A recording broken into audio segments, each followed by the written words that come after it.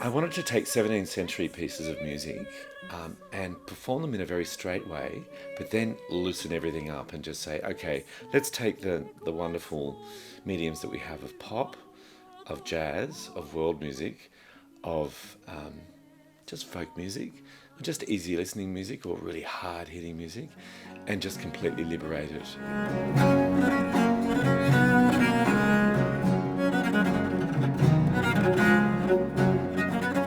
So I said, okay, let's look at a popular music of the 50s, of the 60s and of the 70s, see how that can influence music from the 17th century that we do, break down all the barriers, really open up let's go for surprise, let's surprise ourselves.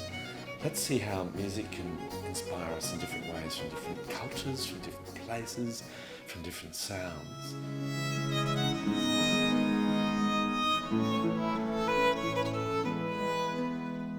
Minna is one of the most spectacular singers I've come across in the last years.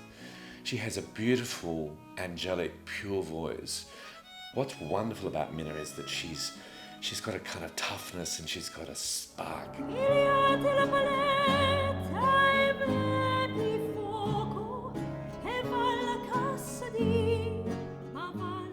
Well, this project came about after some wonderful work with the Brandenburg Choir, with Paul, and really loved that because I've grown up being a choral singer, but of course love doing a lot of folky sort of music, jazz or folk-based improvised music. And when he called it Tapas, I love tapas. I love Spanish food. So I was very excited by the title, and when I asked him about it, he explained it and said it was just, little tastes of all these wonderful musical items with fantastic musicians. So I was sold, very excited to be involved and be allowed to improvise and go a bit crazy. In my direction for Tapas, I was able to say to Minna at any stage, just open the sound here or close the sound there. I was able to say to her, come on, we want a really particular type of atmosphere here, or a particular type of sound, or we want to explore the moods right here. And Minna was always someone who just came to the party. Coming from a classical background, having the classical technique is very helpful because it allows you to do all that beautiful dynamic range and support your sound. But what was exciting about this project was exploring chest voice and breathy sounds and, making you crescendo, decrescendo, doing all sorts of things to your voice and just playing and experimenting. The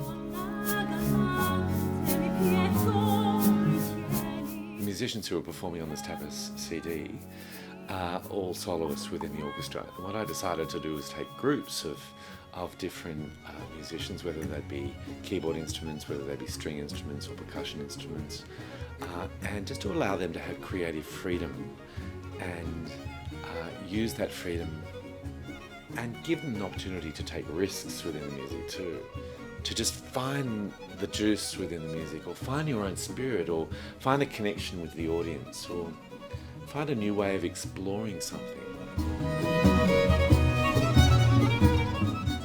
Tapas was also a chance to meld and blend the beautiful sounds of the percussion instruments that we have. I asked the boys who played percussion on this CD whether I could have 21 different sounding instruments.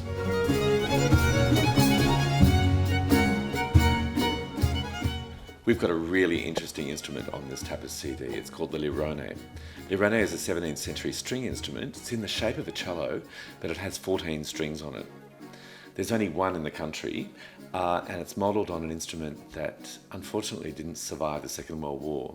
Paul Dyer is a very playful, fun kind of musician, so I think if you have been to any kind of concerts with Brandenburg, no matter what the repertoire is, he just has a great connection with the audience and loves putting the audience in a very relaxed sort of state and explaining where he's coming from.